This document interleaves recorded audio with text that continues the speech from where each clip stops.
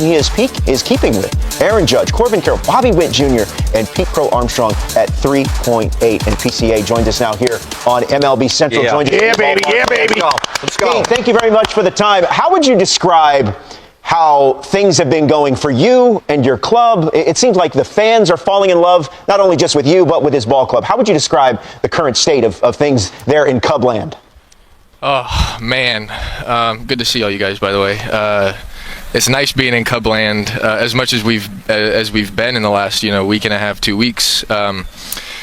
Things are going great. We've had a really tough schedule to start, and we're playing a lot of really good teams with some good staffs and bullpens. But it's been a whole squad contribution from the Cubbies. From the top to the bottom, we're hitting and we're playing in a lot of close games, and coming out on top in a lot of those. So, being able to look back at a lot of these series and evaluate and be able to say that we took 2 or 3 from a bunch of good teams it's a really nice feeling and a lot of good momentum to keep carrying on. I know you're going to be humble, and I know it's early. And I've seen that place get set on fire before, 2007, 2008, back in the day. You remember that. But, Pete, you hitting that bomb the other day, you slide into home, they're feeling you. You have to feel it. That the place, I know you want to stay humble, but this place is feeling your energy. Yeah, absolutely. You can actually thank Vidal Brujan for the raise the roof. Really? Yeah, you're bringing that back, huh? Brujan got here, and his first knock, he just got up from second base after he hit a double and just did it, and we all loved it. So, I have seen some video replay of the crowd joining in on that too. It's pretty electric. It's great. And Pete, D-Row always says you are some version of what you were in high school. We saw your video, how free you were. What's the most impactful change you've made to your swing?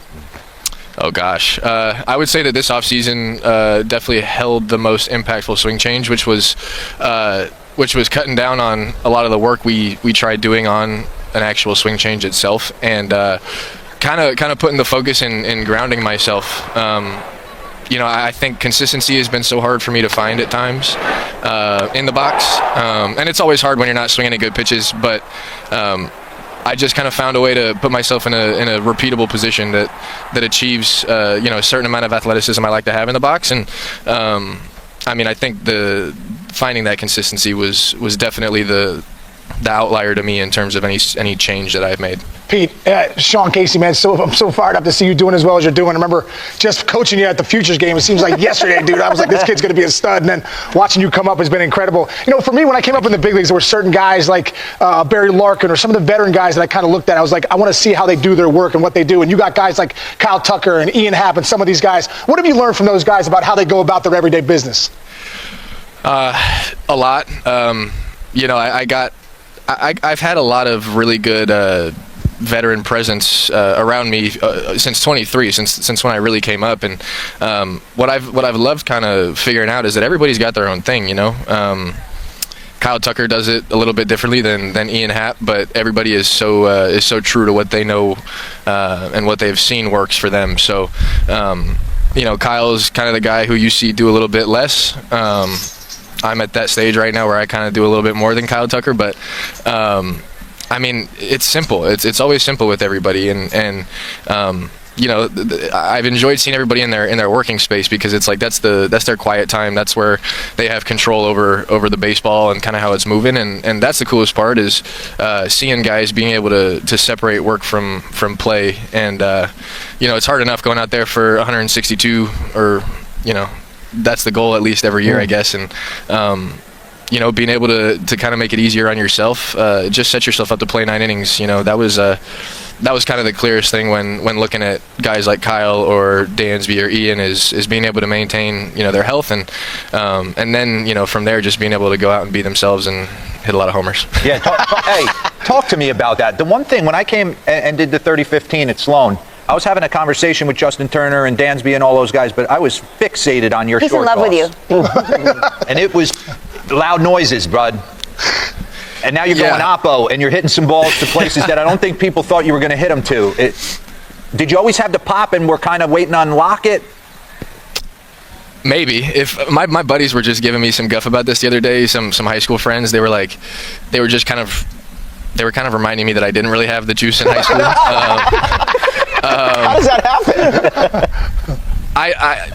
But I guess to your question, maybe I did have it in there somewhere. I definitely didn't know how to utilize it. But JT is someone I should have mentioned in the last question.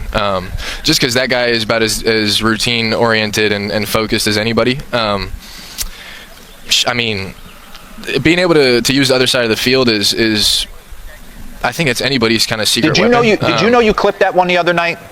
I knew I got it good. Yeah. I didn't know that I got it good enough to get into the basket, but I mean, thankfully I did. The wind wasn't really relevant at that point in the game, so that was nice. But I mean, yeah, the left side of the field, the left center gap's kind of always been in my back pocket. That's always something I've done well in terms of like directional hitting. Yeah. But I didn't have the pop really to get it out until recently, and I started getting stronger and kind of getting to know myself a little bit better in the weight room as well. I want to know about you, the person. Ideal day. What's it look like? No baseball.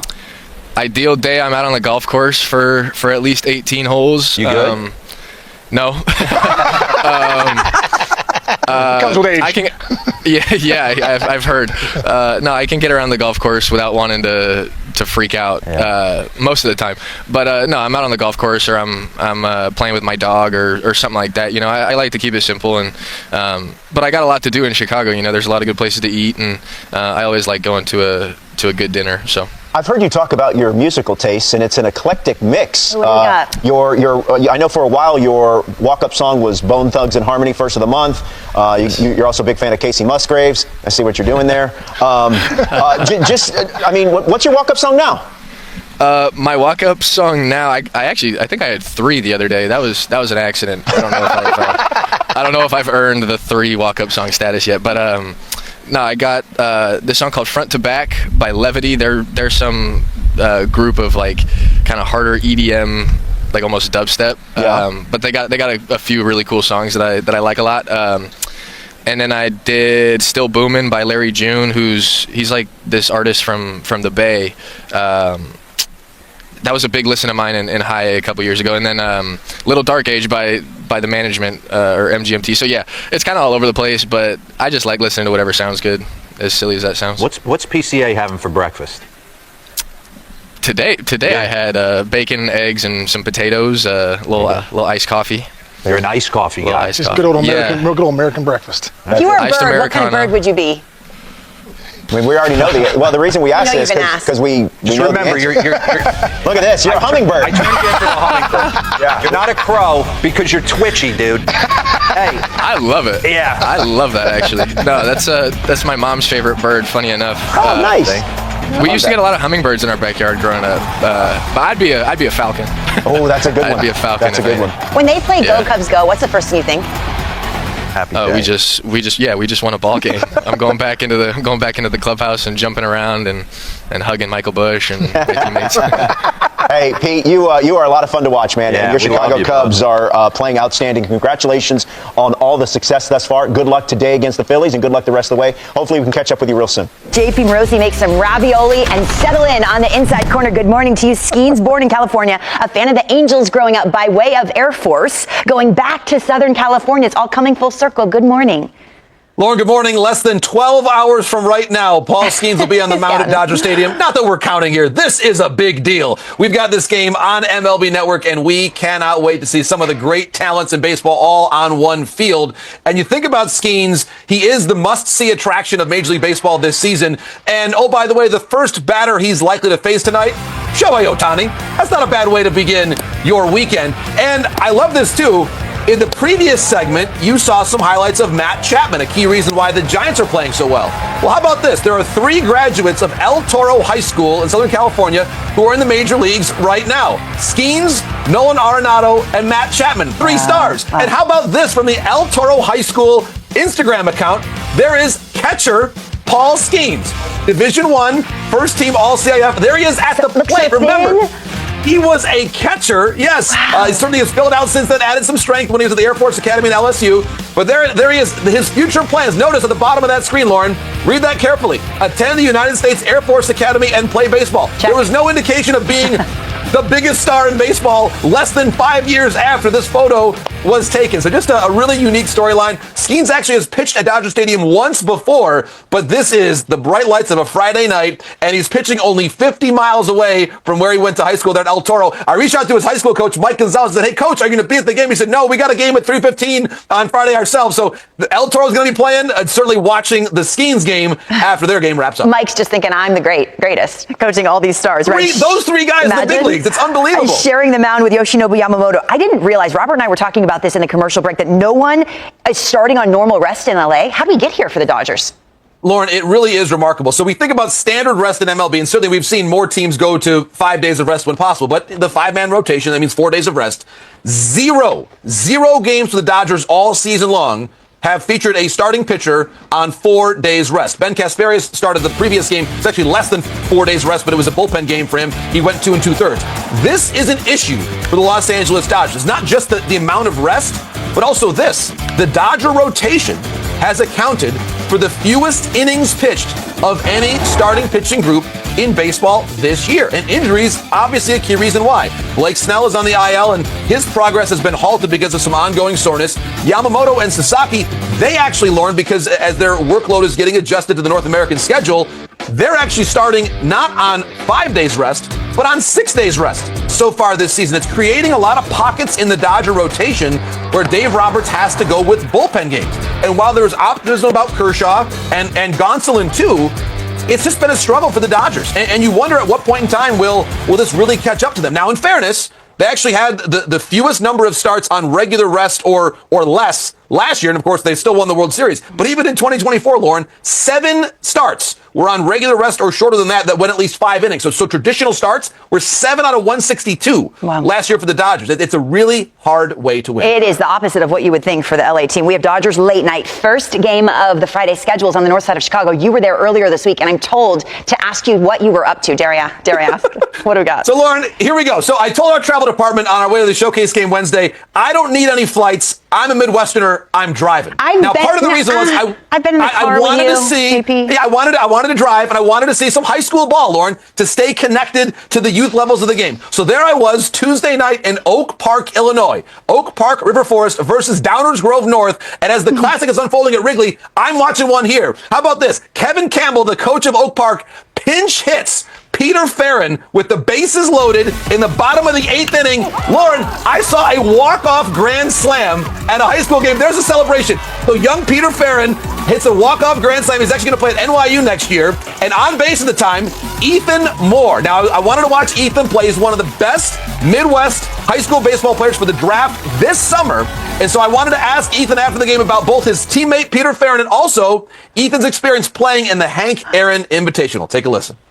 So he is not a guy who steps away from competition. So like he goes out, plays his hardest, so hustles everywhere, and he's just like a really good teammate. So just like a wonderful guy, just in all. Oh, it was amazing. So being around like so amazing athletes, so people that overall just look like me. So it's just like amazing experience. So build like a lot of connections, a lot of friendships. A lot of the coaches mentored me through the whole process. Just like that whole like days was just completely worth it. I was so impressed by Ethan Moore. Here is his bio page. Committed to Tennessee. Really good switch hitter. You see it there, compact swing. Love the way he played shortstop. And you saw that last play we saw in the highlight. It was a line out to first base. He still sprinted through first base. There was a play earlier in the game. He knocks down basically an infield single in the 5-6 hole, knocks it down. Presence of mind, gets up, makes a perfect throw to home plate to get the out. I just was really impressed by Ethan's intangibles in addition to the skills. And Lauren, I love walking around the ballpark. People there are fans of MLB Central saying that they love watching our show. It's just great to stay connected to the amateur game. And so we thank Oak Park coach Kevin Campbell, Ethan Moore, and again, Peter Farron, walk-off grand slam. How about that? It is official. You love baseball more than everyone. If I go to Chicago, I'm going to Rooftop Bar. You're going there. You're unbelievable, JP. Thank you so much for sharing. Have a wonderful weekend. We will see you on Monday. What's up, Dodgers Nation? This is your name with the latest Los Angeles Dodgers news, and today I've got something big for you. I'm talking potentially franchise-shifting kind of big. Word on the street is the Dodgers are going after Pete CROW-ARMSTRONG from the Chicago Cubs. Yeah, that PCA, the young outfield phenom who's lighting up the league right now. Now imagine this: Betts, Freeman, Ohtani, and now PCA locking down center field, stealing bases, making highlight reel catches. This could be the final piece for our back-to-back World Series run. And here's the kicker. The Cubs aren't comfortable paying the $135 million he's reportedly looking for. But guess what? The Dodgers are. You don't want to miss this breakdown. Player context and stats. Let's talk facts. Pete CROW-ARMSTRONG, 23 years old, former Mets prospect, current Cubs breakout star. In just 29 games this season, he's already got 5 homers and a league-leading 12 stolen bases. That's not just speed, that's elite baseball IQ and timing. Defensively, the guy is a human highlight reel. He's in the 100th percentile in outs above average, 96th percentile in sprint speed, and 94th percentile in arm strength.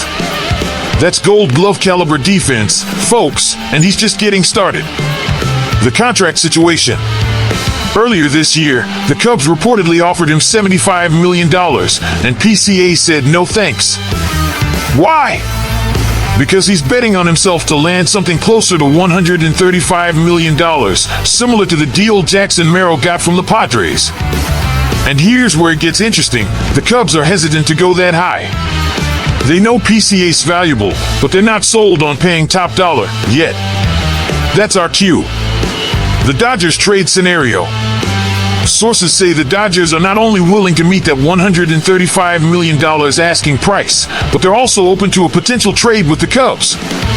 Talk about making a power move. I mean, let's be honest.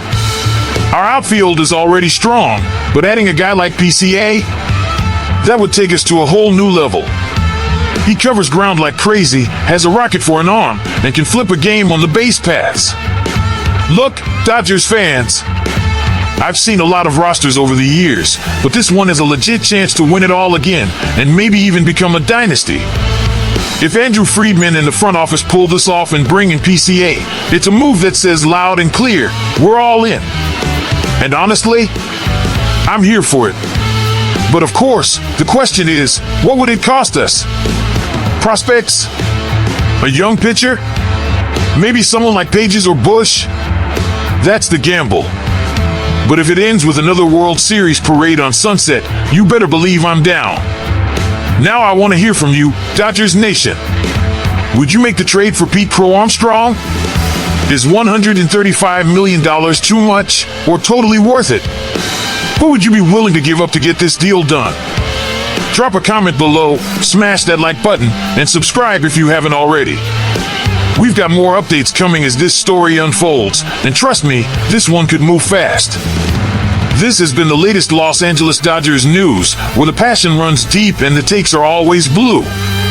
Let's go Dodgers, baby. Back-to-back starts right here.